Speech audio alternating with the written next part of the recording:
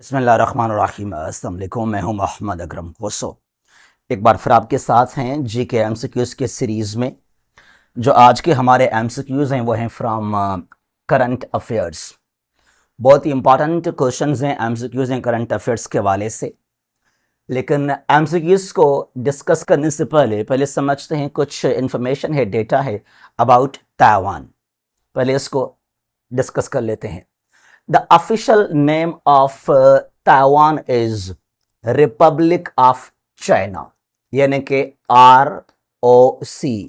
ये ताइवान का ऑफिशियल नाम है, Republic of China. And remember, PRC, People's Republic of China, is the official name of China. Formosa was the old name of Taiwan. Taipei is the capital city of Taiwan. The population of Taiwan is 23.4 million. 2025 की बात है। 23.4 million जो है वो आबादी है Taiwan की। Lai Chingte is the president of Taiwan. Well, बहुत सारे लोग वो ये समझते हैं कि ताइवान जो है वो कंट्री है, एक सॉवरेन कंट्री है। नो, चाहे सॉवरेन चाहे ऐसे ही, Taiwan is not a country, क्योंकि इंटरनेशनल कम्युनिटी जो है वो ताइवान को रिकॉग्नाइज नहीं करती। इवन इंडिया जो कि एंटी चाइना है, या यूएस, अमेरिका, यूरोपियन कंट्रीज हैं, यूएस के एलीज हैं, साउथ कोरिया है, जापान है, वो एंटी चाइना है। उन्होंने भी अभी तक ताइवान को रिकॉग्नाइज नहीं किया।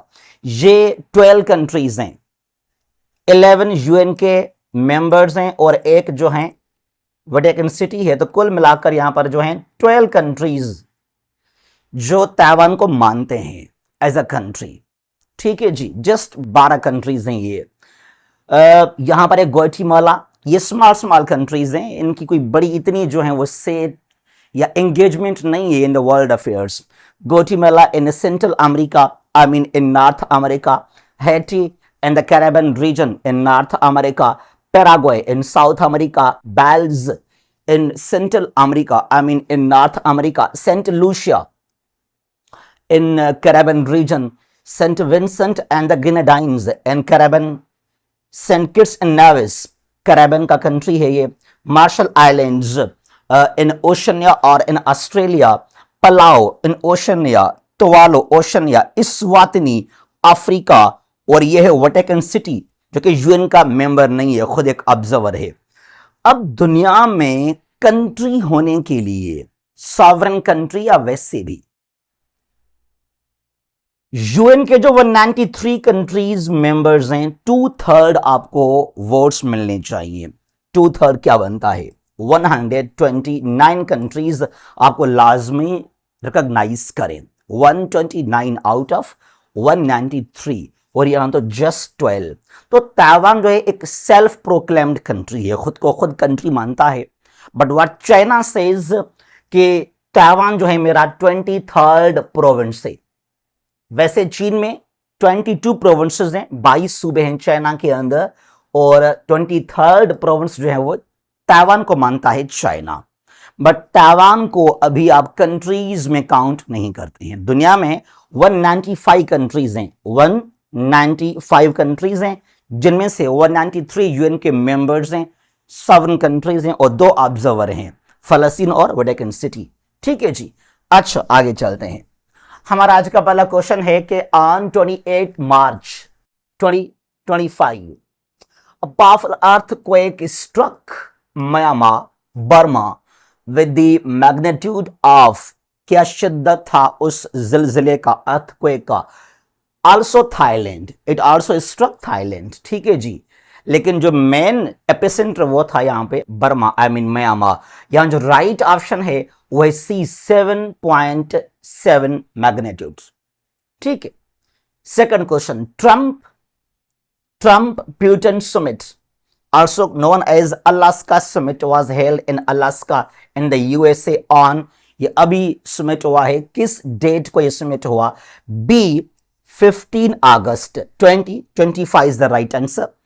15 अगस्त को जो है प्यूटन रशिया का president he went to Alaska to meet Donald Trump there, और जो टॉक्स थे they were mainly about Ukraine issue, लेकिन कोई रिजल्ट नहीं निकला, कुछ नहीं हुआ। ये अच्छी बात है कि डिप्लोमेसी को प्रमोट किया जाए, दुनिया में पीस को मेंटेन किया जाए।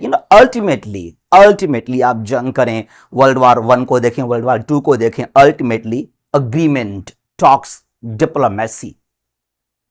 ठीक है जी। Number 3, a ceasefire between Israel and Hamas reached on.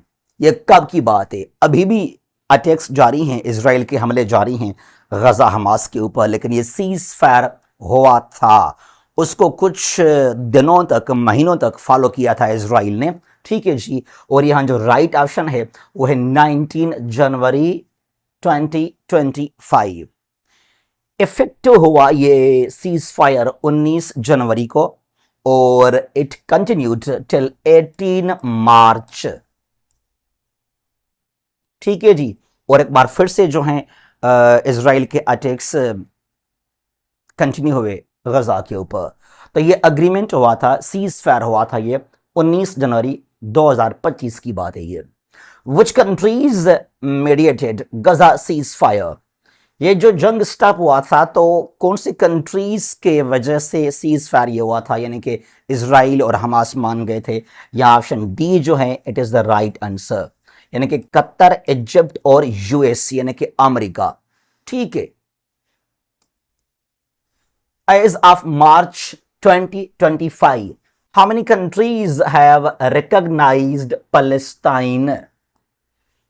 यहां जो राइट ऑप्शन है वो है ए 147 कंट्रीज। वेल 147 कंट्रीज, और लास्ट कंट्री है मैक्सिको। उसके अलावा अभी फ्रांस है, कनाडा है, पोर्चुगाल है, कुछ और भी यूरोपियन कंट्रीज हैं।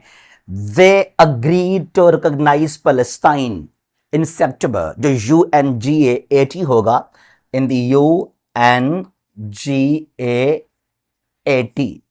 ठीक है जी। अच्छा, अब यूएन के अंदर क्या है कि आपको 193 में से 2/3 कंट्रीज लाजमी एक्सेप्ट करें, माने, यानी कि आज ये 129 बन रहे हैं, ये 2/3 होता है ये। ठीक है जी। यानी कि 66% ये यूएन का कहना है। और यहां फलस्तीन को देखें जरा, मोर देन 75% कंट्रीज जो हैं वो मान चुके हैं आज फलस्तीन को as an independent and sovereign state. ठीक है जी। अब प्रॉब्लम कहां पर है? प्रॉब्लम यहां पर है सिक्योरिटी काउंसिल के अंदर, यह है UNGA के अंदर, UN जनरल असेंबली के अंदर। To be recognized by the UN, a state should get dash out of 15 votes of the UN Security Council, including 5 permanent members. यहां जो राइट आंसर है वह सी, यानी कि 9 वोट्स। आउट ऑफ 15 9 वोट्स लाजमी चाहिए सिक्योरिटी काउंसिल के अंदर किसी भी कंट्री को, यानी कि 15 से 9 इंक्लूडिंग 5 वीटो पार्ट्स, ये वीटो लाजमी ना करें। ठीक है जी। ये मिनिमम है 9 वोट्स यहां पर। और उसके अलावा अब फलस्तीन को यहां पे वोट्स मिल जाते हैं UNGA के अंदर। अब प्रॉब्लम क्या है, दिक्कत कहां पर है? सिक्योरिटी काउंसिल के अंदर, क्योंकि फलस्तीन को यहां पर जो है US अमेरिका वीटो करता है बार बार। और अभी सितंबर में ऐसा होगा, एक बार फिर से देखते हैं कि फिर क्या होता है। और अगेन अमेरिका जो है इसको वीटो करेगा। ठीक है, अनफॉर्चुनेटली, बट दुआ है कि अल्लाह करे फलस्तीन जो है वो आज़ाद मुल्क बन जाए। यही सॉल्यूशन है मिडल ईस्ट का। 7, pope Francis died on. Catholic, जो ईसाई मजहब के अंदर ना 2 बड़े फिरके हैं, कैथोलिक्स और प्रोटेस्टेंट। तो कैथोलिक्स की बड़ी मेजॉरिटी है, तो उनका जो मजहबी लीडर वो पोप वेटिकन सिटी के अंदर बैठता है वो। तो आपका इंतकाल हुआ, डेथ हो गया on 21 April 2025 and you were from Argentina. ठीक है। और उसके बाद न्यू पोप कौन बना? Pope Leo 14। Pope Leo 14 is the new head of the Catholic Church and also head of the Vatican City. He is from, ये कहाँ से है? C, यूनाइटेड स्टेट्स, ये अमेरिका से है. And the first pope from, the first head of Catholic Church from the US, from North American countries. The National Electric Vehicle Policy 2025-2030 aims to ensure देश all vehicles in Pakistan be electric by 2030. यहाँ जो right answer है वो है B, यानी कि 30%. ठीक है, तो पाकिस्तान ने ये पॉलिसी फॉर्मुलेट किया, बनाया कि 2023 तक, 2030 में मिनिमम एटलीस्ट जो पाकिस्तान के तमाम व्हीकल्स होंगे उनका 30% जो है दे शुड बी इलेक्ट्रिक, बिजली पर. The 2025 NATO summit was held in C, The Hague. Hague में हुआ. Hague is in Netherlands in Europe. यहां हुआ, ये जून का महीना अभी हुआ, जून के महीने में मीटिंग, नेटो का समिट हुआ हेग इन नेदरलैंड्स. 25 की बात है ये. और 26 में कहां होगा? NATO summit in Ankara in Turkey. International youth day is observed on, कौन सा डे है जो नौजवान हैं, यूथ है, जो उसकी इंपॉर्टेंस है उसके हवाले से? तो ए 12 August is the right answer. 12 August is annually observed in the world as International Youth Day. International Day against Nuclear Test is observed on C, 29 August. 29 August जो दिन है, it is annually observed as International Day against Nuclear Test. यानी कोई भी nuclear test नहीं करने चाहिए. They cause damage, माहौल को लेकर हर लिहाज से वो ख़राब हैं.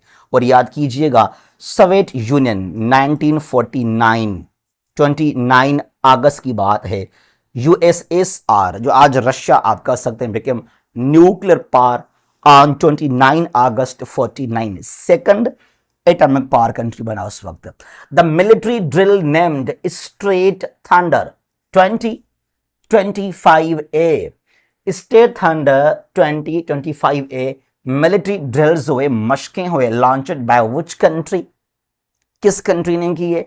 यहां पर D, China is the right answer.